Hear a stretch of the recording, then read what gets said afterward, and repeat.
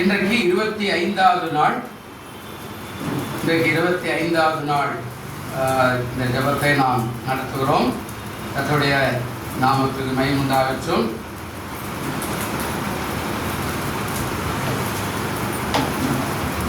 வாசிக்கலாம். தலைப்பு சத்தியம் என்று சொல்லப்படுகிறது. இந்த நாள் தலைப்பு சத்தியம். அதாவது மத்திய 24ஆம் அதிகாரத்தை நாம் திறந்து கொள்ளலாம். ஒரு 3 வசனத்தை குறித்து இங்கே ஆண்டவர் எழுதி வைத்திருக்கிறார். மத்திய 24ஆம் அதிகாரத்தில் 32, 33, 34, 35, 36 அப்படின்னு ஒரு 3-4 வசனங்களை போடிட்டு இருக்கிறார். அப்படின்னா இந்த 25ஆம் நாள் கடந்து வந்திருக்கிறோம். யார் வந்தா, யார் போனா, யார் வரல அப்படின்றதெல்லாம் ஒன்றுமே இல்லை. ஆனால் நாம் 25வது நாள் வந்திருக்கிறோம். ஒருவேளை வீட்டில் இருக்கிறவங்க, ரோட்டில் இருக்கிறவங்க, அதெல்லாம் நம்ம ஒன்றும் பண்ண முடியாது. அழைப்பு ஆண்டவரே சொன்னார். அழைக்கப்பட்டவர்கள் அநேகர், தெரிந்து கொள்ளப்பட்டவர்களோ சிலர். ஆமாம், அழைக்கப்பட்டவங்க எல்லாரையும் கூப்பிட்டாரு. தெரிந்து கொள்ளப்பட்டவங்களை கொஞ்சமான பேரை வச்சு அவங்கள ஆசீர்வதிச்சாரு. அவங்கள தூக்கின்னு போய் ஆசீர்வாதமான பாதையில் நடத்திட்டார். அதனால நம்ம அழைப்பு எல்லாருக்குமே கொடுத்தோம். வாங்க வாங்க வாங்க அப்படின்னு. சரி, ஒருவேளை மொத்தமாக வரலன்னா கூட குரூப்பாக வாங்க அப்படின்னு சொல்லி கொடுத்தோம். அதனால நீ என்ன சொன்னா நான் வரமாட்டேன் அப்படின்னா அவங்கள ஒன்றும் பண்ண முடியாது. ஆனால் இன்றைக்கு ஆண்டவர் சொல்றாரு 25வது நாள்ல சத்தியம் அப்படின்னா இதுக்கு உண்மையான சத்தியம் வேதம் தான், பைபிள் தான் உண்மையான சத்தியம். இந்த தவிர்த்து வேற எதுவுமே இல்லை. இதுல ஒரு சம்பவம் என்ன அப்படின்னா, ஆண்டவர் சொல்றாரு அத்திமரத்தினால ஒரு ஊமையை நீங்க கற்றுக்கொள்ளுங்க. அந்த அத்திமரம் துளிர்க்கும் போது இஸ்ரவேல் துளுக்கப்படும் அப்படின்னு நீங்க கற்றுக்கொள்ளுங்க அப்படின்னு சொல்லிக்கிட்டு, காலம் சமயமாய் மாறுகிறது, அப்படியே எல்லாம் நீங்கள் காணும்போது அவர் சமயமாய் வாசல் அருகே வந்திருக்கிறார் என்று அறியுங்கள் அப்படின்னு சொல்றாரு. இவர்களெல்லாம் சம்பவிக்கு முன்னே இந்த சந்ததி ஒழிந்து போகாது என்று மெய்யாக உங்களுக்கு சொல்லுகிறேன். வானமும் பூமியை ஒழிந்து போனாலும் என் வார்த்தைகளோ ஒழிந்து போவதில்லை. 36 தான் அது சொல்றாரு. அந்த நாளை அந்த நாழிகை என் பிதா ஒருவர் தவிர மற்றவனும் அறியான், பரலோகத்தில் தூதர்களும் அறியான். அதெல்லாம் சத்தியம்னா பொய்யான காரியம், பொய்யான தீர்க்க தரிசனம் இப்படியெல்லாம் எதுவுமே இல்லாம நம்பாம சத்தியத்தை சத்தியத்தின்படி பாருங்க அப்படின்னு சொல்றார். எது சத்தியம் அப்படின்னு நீங்க சொல்றார். அதாவது நம்முடைய கையில் இருக்கிற வேதம் தான் உண்மையான சத்தியம். இதை தினந்தோறும் வாசித்து அது என்ன சொல்லுதோ அதன்படி நீங்க வாழ பிரயாசப்பட்டாலே சத்தியம் நம்மளுக்கு சரியான வழிகாட்டுதலாய் மாறிவிடும். அதுதான் இங்க சொல்றார். ஆனா நம்ம அப்படியெல்லாம் சில இடத்துல செய்யறது இல்லை. நம்ம இங்க பார்ப்பாங்க போவோம், இங்க போவோம், அவர் கூட்டார் இவர் கூட்டார், அப்படியே ஊரை சுத்துற மாதிரி இருக்கும். சத்தியம் மறந்துடும். அதில் நடுவில் நிறைய கள்ளத்தீர்க்கதரிசிகள், பொய்யான ஊழியக்காரர்கள், பொய்யான ஆட்கள் வந்து நம்மளை குழைப்பு ஒரு வழியாக்கி நல்லா போயிருக்கிற வாழ்க்கையை கெடுத்து ஒரு வழியாக்கிட்டு போயிடுவாங்க. அதெல்லாம் கூட இருக்கிற. அதனால தான் அவர் சொல்றார் சத்தியம்னா என்ன அப்படின்னா அவர் தான் சத்தியம். அது சொல்றார் உண்மையான சத்தியம் நம்முடைய வேத புத்தகம் தான். யோவான் 8ஆம் அதிகாரம் 32வது வசனம் வாசிக்கல. யோவான் 8ஆம் அதிகாரம் 32வது வசனம். சத்தியத்தையும் அறிவீர்கள். ஆண்டவர் சொல்றாரு சத்தியம் தான் எது அப்படின்னா, சத்தியத்தை அறிவியல் நான் தான் சத்தியம். அந்த சத்தியத்தை அறிவியல் சத்தியம் உங்களுக்கு என்னென்ன செய்யும்? விடுதலை ஆக்கும். அவ சத்தியன்றது யாரு? நான் தான். அவ அதான் யோவான் 14ல 6வது வசனம் சொல்றார், நானே வழியோ சத்தியமோ ஜீவனமா இருக்கிறேன். இது 3 காரியமா அவரே சொல்றார். நான் தான் எல்லாம் ஆக்கிறவர், அழிக்கிறவர், உருவாக்குறவர், படைக்கிறவர், எல்லாம் என் கையில் தான் இருக்குது. அதனால்தான் சொல்றார் நானே வழியா இருக்கிறேன். ஒரு மனுஷனுக்கு வாழ்க்கைக்கு வழியா இருக்கிறேன். இந்த உலகத்தை அவ்வளவு சீக்கிரம் நாளில் கண்டுபிடிக்க முடியாது. இந்த உலகத்தினுடைய எல்லா நட்சத்திரங்கள், கிரகங்கள் எல்லாவற்றையும் ஆண்டவராகிய நான் தான் உருவாக்கி வச்சிருக்கிறேன். அதனுடைய காரியங்கள் எல்லாம் மனுஷனுடைய காலாகாலம் 1000 வருடம், 4000 வருடம், 5000 வருடம் ஆனா கூட அவனால கண்டுபிடிக்க முடியாத அளவுக்கு நான் வச்சிருக்கிறேன். அவ்வப்போது அது வெளிப்படும். அப்ப சொல்றாரு நான் தான் வழி. அப்படி ஆண்டவர் அந்த வார்த்தை அழகா பேசுறாரு. நானே வழியும் சத்தியம். சக்தினா உலகத்தில் இருக்கிற ஒரே ஒரு சக்தி, அசைக்கிறது, ஆட்டுகிறது, செயல்படுகிறது, எல்லா சக்தியும் நான் தான். அடுத்தது நான் தான் வழியும் சத்தியமும் ஜீவனமா இருக்கு. எல்லா ஜீவராசிகளும் நான் தான் ஜீவனா இருக்கிறேன் அப்படின்னு சொன்னார். இப்ப நம்ம வேத புத்தகத்தை கையில் வச்சுக்கிட்டு பிச்சைக்கார பாட்டு பாடுறது, இந்த வேத புத்தகத்தை கையில் வச்சுக்கிட்டு அழுது கிடக்கிறது, இந்த வேத புத்தகத்தை கையில் வச்சுக்கிட்டு இதை வாசிக்காம தியானிக்காம எதை ஆண்டவர் என்னை விட்டுட்டாரு, என்னை கொடுக்கல, எனக்கு எதுவும் செய்யல, அவரு பாரு, இவரு பாரு, அந்தம்மா பாரு, இந்தம்மா பாரு, அவரை பாரு, அப்படியெல்லாம் நம்ம சொல்லிக்கிட்டு இருந்தா நம்ம வாழ்க்கையில ஒரு நன்மையும் பெற்றுக்கொள்ள முடியாது. இதுதான் இன்னும் ஒரு இடத்துல சொல்றார். யோவான் 17ஆம் அதிகாரம் 17வது வசனத்தை பாருங்க. இந்த சத்தியத்தை குறித்து அவரே பேசுறாரு. என்ன சொல்றாரு? யோவான் 17:17 அழகா ஒரு வார்த்தை சொல்றாரு. சீக்கிரம் வாசிங்க. உம்முடைய சத்தியத்தினாலே நல்ல கவனிங்க, அவர்களை பரிசுத்தமாக்கும். உங்களுடைய வசனம் தான் என்னதுங்க? அதாவது உம்முடைய சத்தியத்தினாலே என்னை பரிசுத்தமாக்கும், மக்களை பரிசுத்தமாக்கும் அப்படின்றார். உம்முடைய வசனமே என்னவா இருக்குது? சத்தியம். வசனத்தை நீ எவ்வளவு வாசிக்கிறியோ, எவ்வளவு தியானிக்கிறியோ, எவ்வளவு ஆராதிக்கிறியோ, எவ்வளவு ஆசீர்வாதமாய் மாற்றியோ, எவ்வளவு அதனுடைய உள்ள ஆழத்தை கற்றுக்கொள்கிறியோ, அதுதான் சத்தியம். அது உனக்கு வழிகாட்டும், அது உனக்கு போதிக்கும், உன்னை ஆசீர்வதிக்கும், உன்னை வாழ வைக்கும், உன்னை உயர்ந்த ஸ்தானத்துல வைத்து விடும். இந்த சத்தியத்தை மறந்துட்டு தான் நிறைய பேருடைய வாழ்க்கை தாறுமாறாய் ஓடுகிறாங்க. உள்ளவே தான் இருப்பாங்க, சர்ச்சிலே தான், ஆனா சத்தியத்தை மறந்துடுறாங்க, சத்தியத்தை ஏற்றுக்கொள்றது இல்லை. சத்தியத்தை விட்டுட்டு வேற ஒரு பாதையில் போய் எங்கேயாவது விழுந்து குப்புரடிச்சு மண்ணை ஒட்டி அப்புறமா கஷ்டப்படுற காரியத்தை பார்ப்போம். அப்படியெல்லாம் இல்லை. அவர் தான் சத்தியம். 4 காரியத்தை வேகமா சொல்றேன் பாருங்க. நான் தான் வழி முதல்ல சொன்னாரு. அந்த இடத்துல சத்திய தேர்வில் சத்தியம் என்ன செய்யுங்க? முதல்ல நீங்க ஆண்டவரை அறிஞ்சிக்கணும். உள்ள உட்காந்துக்கிறவங்க ஆண்டவர் யாரு, அவர் எப்படிப்பட்டவர், அவர் எனக்கு என்ன செய்வார், என் குடும்பத்துக்கு என்ன செய்வார், அவர் இந்த உலகத்துக்கு எதுக்காக வந்தார் அப்படின்ற அடுத்த காரியம். ஆனா எனக்கு என்ன செய்வாரு அப்படின்னா அவர் சொல்றார், சத்தியத்தை அறிவீர்கள், சத்தியம் என்ன செய்யும்? எல்லாவற்றிலிருந்து விடுதலை.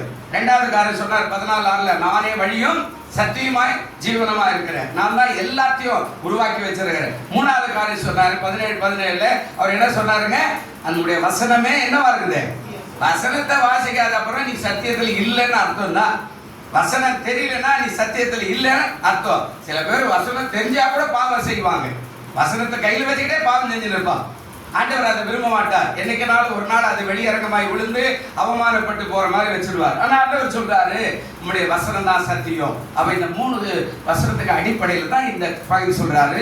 கள்ளத்தீர்க்கதரிசி வருவான், என் வார்த்தை ஒன்று சொன்னா அது நிறைவேறலைன்னா வானமும் பூமியும் ஒளிஞ்சிடும். அவ்வளவு பவர்ஃபுல்லான வார்த்தை நான் தான் உங்களுக்கு சொல்றேன்.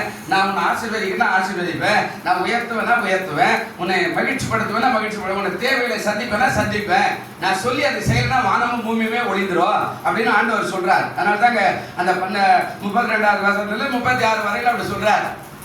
அவருடைய வருகை சமீபம். முதல் காரியம், நான் சொல்வது நிறைவேறவில்லை அப்படின்னா இந்த வானம் பூமி ஒளிஞ்சிடும். வாசிக்க பார்க்கலாம். லூக்கா 16:17 என்ன சொல்றாரு கோடிட்டு காட்டுறாரு. லூக்கா 16:17 வசனம் சீக்கிரமா வாசிங்க. நான் சொல்றேன்னா நடக்கும், நான் சொன்னா விசுவாசித்தேன்னா நடக்கும், நீ நம்பல அப்படின்னா நடக்காது. அப்படி நடக்கலன்னா அது ஏன் பாடு இல்லை, ஆனா நான் சொன்னா கண்டிப்பா நடக்கும். வாசிங்க. வேதத்தில் இருக்கிற ஒரு எழுத்தின் உறுப்பு அவமாய் போவதை பார்க்கிறோம், வானமும் பூமியும் ஒளிந்து போதுவது லகுவாய் இருக்கும். நல்ல கவனிக்கணும். வேதத்துடைய ஒரு உறுப்பு கூட என்னன்றி அழியாது. நான் உன்னை ஆசீர்வதிக்கிறேன் அப்படின்னா நான் தான் சத்தியம் சொன்னா சத்தியத்தை நான் சரியா நடத்துவேன். அப்ப நீ விரும்பல அப்படின்னா அது போயிடும். அப்போ நான் சொன்னது நிறைவேறலைன்னா வானம் பூமியும் ஒளிந்து மாறி அர்த்தம். ஏன்னா நான் தானே வானத்தை உண்டாக்குனேன், பூமியை உண்டாக்குனேன், ஜீவராசி உண்டாக்குனேன். அப்போ ஆண்டவர் என்ன சொல்றாரு? உண்மையான சத்தியம் என்னுடைய வேதத்துல தான் இருக்குது. வேதத்தை குடிச்சுக்கணும். சும்மா ரோட்ல போறவங்க எல்லாம் பைபிள் தூக்கிட்டு போறாங்க பாருங்க, அப்படியே ஒரு சுத்துருவாங்க. சிஸ்டர் வந்தேன், சிஸ்டர் போனேன், பிரதர் வந்தேன், ஐயா ஆண்டவர் காட்டினாரு. அதெல்லாம் பைபிள்ல இல்லாத கதை. ஆமா, தீர்க்கதரிசனம் கூட ஞானமா பேசணும், ஞானமா சொல்லணும், ஞானமா கேட்கணும். எல்லாரும் சொல்லிட்டாங்கன்ற மாதிரி எல்லாம் தீர்க்கதரிசனம் அப்படியே எதுவுமே கேட்காத மாதிரி விட்டுறக்கூடாது. பைபிள் சொல்லுதா, அவர் சொன்ன வார்த்தை பைபிள் இருக்குதா, நடக்குதா, அவர் சொன்னது எங்க நடந்துக்குதா, உண்மையா இருக்குதா, அதெல்லாம் ஆராய்ந்து பார்த்துதான் தீர்க்கதரிசனம் எடுத்துக்கணும். இல்லைன்னா அவர் போன போக்கில் அடிச்சு விட்டு போயிடுவார். ஆமா, நிறைய பேருக்கு அப்படிதான் நிறைய பேருக்கு சொல்லிக்கிறாங்க கள்ள தீர்க்கதரிசனம். அதனால ஆண்டவர் சொல்றாரு, நான் சொல்றது நிறைவேறலாம், வானம் பூமியை ஒளிந்துடும். 2வது சொல்றாரு, கர்த்தரை நம்பி அவரை சார்ந்து வாழ கற்றுக்கொள். வெளிப்படுத்தல் 21:1 வரும்போது அவர் சொல்றார். எப்படி இது நடக்கணும்னா இந்த சத்தியம் எப்படி வரும் அப்படின்னா, வெளிப்படுத்தல் 21:1 வசனம் என்ன சொல்றாரு பாருங்க. கர்த்தரை நம்பி அவரை சார்ந்து வாழ கற்றுக்கொள். வாசிங்க. வெளிப்படுத்தல் 21:1 வசனம். பின்பு நான் புதிய வானத்தையும் புதிய பூமியை நான் பார்த்தேன், முந்தின வானமோ முந்தின பூமியும் ஒளிந்து போயிடும். போதும். அப்போ நான் கண்ட புதுசா அவ வார்த்தை எனக்கு ஆசீர்வாதத்தை கொண்டு வரும். ஆண்டவர் சொல்லிக்கிறார், பயப்படாத மகளே, பயப்படாத மகனே, நான் உன்னை ஆசீர்வதிப்பேன், நான் உன்னை உயர்த்து வேண்டாம். அது நடக்கும். அது நடக்கல அப்படின்னா நீ பெஸ்ட் அப்படின்னு சொல்லி நினைக்காத, அந்த வானமும் பூமியே ஒளிந்துரும். ஆனா 2வது சொல்றாரு, கர்த்தரை நம்பி அவரை சார்ந்து வாழ்ந்துரு, காலம் வரும்போது கண்டிப்பாய் அந்த காரியம் நடக்கும். அல்லேலூயா. சத்தியம் ஒரு நாள் ஏமாத்தாது. 3வது சத்தியம் எப்படி இருக்கும் அப்படின்னா, நல்லா பாருங்க. அதாவது உலகத்துல கள்ள ஊழியர்கள், கள்ள தீர்க்கதரிசிகள் வருவார்கள், நீ எச்சரிக்கையா இரு. 2 தெசலோனிக்கே நிருபம் 2ஆம் அதிகாரம் 9வது வசனம் இருக்கிறதா பாருங்களேன். புதிய ஏற்பாட்டுல 2 தெசலோனிக்கே நிருபம் 2ஆம் அதிகாரம் 9வது வசனம் இருக்கிறதா பாருங்க. இல்லையா? புதிய ஏற்பாட்டுல 2 தெசலோனிக்கே 2:9 இருக்குதா? அந்த அக்கிரமக்காரருடைய வருகையோ சாத்தானுடைய செயலின்படி சகல வல்லமையோடும் அடையாளங்களோடும் பொய்யான அற்புதங்களோடும் கெட்டுபவர்களுக்குள்ளே அநீதியினால் உண்டாகும் சகல வஞ்சகத்தோடும் இருக்கும். போதும். அப்போ அவன் என்ன பண்றான்? சகல வஞ்சகத்தோட. இங்க என்ன பெரிய அற்புதம்! நான் கூட செய்வேன். பார்வோன் செய்தாரு. பார்வோனுடைய தீர்க்கதரிசிகளே, சவுனியக்காரங்க, அவன் எல்லாரும் செய்தாங்க. மோசே கோலை தூக்கி போட்டான். கோலை தூக்கி போட்ட உடனே பாம்பாது. அவன் சொல்றான், டேய் நீங்களும் போடுறானா? மந்திரவாதி போட்டாலும் பாம்பு ஆகுறது. அப்போ பொய்யான வஞ்சகத்தோட என்ன செய்வானா? உங்களை ஏமாற்ற வருவான். நீங்கள் எச்சரிக்கையாய் இருங்க. சத்தியம் உங்களுடைய வேத புத்தகம். அல்லேலூயா. கடைசியால என்ன சொல்ல வராரு? அந்த வார்த்தை என்ன சொல்றாரு? இது யாரும் அறியாத ரகசியம் வருகை. அதாவது இயேசுநாதரை தவிர வேற யாருக்கும் தெரியாது. அதுதான் சொல்றார். இது யாரும் அறியாத ரகசிய வருகை. ஆமா, நீங்க ஏமாற்ற கூடாது. எப்படி சொல்றாரு? மத்தேயுல 24 சொல்றாரு. என்ன சொன்னாருங்க? அந்த 36 சொல்றாரு, அந்த நாளையும் அந்த நாழிகையும் என் பிதா ஒருவர் தவிர மற்றொருவன் அறியான், பரலோகத்தில் உள்ள தூதர்களும் நான் எப்போ வருவானு எனக்கும் தெரியாது, பரலோகத்தில் இருக்கிற தூதருக்கும் தெரியாது, பிதாவானவருக்கு மட்டுமே தெரிந்த ஒரு காரியம். அதனால ஏமாந்துடாத. அதான் சொல்ற, அந்த நாளை அந்த நாழிகையோ அந்த வருகையோ என்னுடைய பிதாவுதான் சொல்லுவாரு, உடனே நடக்குமே தவிர அதை விட்டுட்டு தூதர் சொன்னாரு, ஊழியர் சொன்னாரு, தீர்க்கதரிசி சொன்னாரு, அவர் சொன்னாரு, சகோதரி சொன்னாங்க, அந்த அம்மா சொன்னாங்க, இந்த அம்மா சொன்னாங்க, இயேசுநாதர் வந்துட்டார், இயேசுநாதர் வரப்போற, இயேசுநாதர் வந்துட்டார். எங்கேயும் ஏமாந்துடாதீங்க. சத்தியம் ஒரு நாளும் பொய் சொல்லார். ஒரு வசனம் மட்டும் வாசி எழுந்திருக்கலாம். சகரியா 14ஆம் அதிகாரம் 7வது வசனம் பழைய ஏற்பாட்டில் சொல்றாரு பாருங்க. அதாவது மத்தேயு பக்கத்துல இடது பக்கத்துல சகரியா 14 7வது வசனத்துல ஒரு வார்த்தை அந்த வருகை குறித்து அவர் பேசுறார். வாசி பாருங்க. என்ன சொல்றார்? ஒரு நாள் உண்டு, அது கர்த்தருக்கு தெரிந்தது, அது பகலும் அல்ல, ஆனாலும் என்னங்க சாயங்காலத்துல அது என்னவா இருக்குங்க? வெளிச்சம் உண்டாகும். அந்த ஒரு நாளை குறித்து தான் அவர் பேசுறாரு. என்ன பேசுறாரு? அழகான வார்த்தை பேசுறாரு. ஒரு நாள் உண்டு. என்னதுங்க? ஒரு நாள் உண்டு, அது கர்த்தருக்கு தெரிந்த நாள். அந்த நாள்ல தான் இயேசு வருவார். நீங்க உடனே அவர் சொல்லிட்டாருங்க, வட்டாரமே அம்மா வந்துட்டாருங்க, அதெல்லாம் இல்லை. எச்சரிக்கையாரு விசுவாசி. அப்போ ஒரு நாள் உண்டு, அது கர்த்தருக்கு தெரிந்தது, அது பகலும் அல்ல இரவும் அல்ல, ஆனாலும் சாயங்காலத்திலே வெளிச்சம் என்ன செய்யுங்க? என்னைக்காவது ஒரு நாள் அவர் திடீரென்று வந்து விடுவார். அல்லேலூயா. அதனால இவர் சொன்னார் அவர் சொன்னார் அல்ல கிடையாது.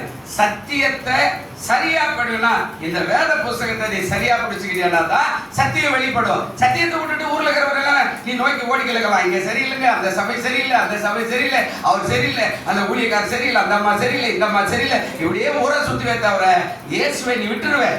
அப்போ அப்படி வருகை பிதாவுக்கு மட்டுமே தெரிந்த ஒரு காரியமே தவிர வேற யாருக்கும் தெரியல. அதுதான் சத்தியம். அந்த சத்தியத்தை நீ கெட்டியா பிடிச்சுக்க, ஆண்டவர் உன்னை ஆசீர்வதிப்பார். கண்களை மூடுவோம். நல்ல பிதாவே, இந்த மாலை பொழுதுக்காய் நன்றி செலுத்துகிறோம். இதை கேட்டுக்கொண்டிருக்கிற பார்த்து கொண்டிருக்கிற எல்லா மக்களையும் பிதா குமார பரிசுத்த ஆவியின் நாமத்தில் ஆசீர்வதியும். வஞ்சகத்தினால் விழுந்து போகாதபடி இவர்கள் எப்போது சத்தியத்தில் நிலைத்திருக்க கர்த்தர் கிருபை செய்யும். இயேசு கிறிஸ்துவின் நாமத்தில் வேண்டிக் கொள்ளுகிறோம் நல்ல பிதாவே. ஆமென்.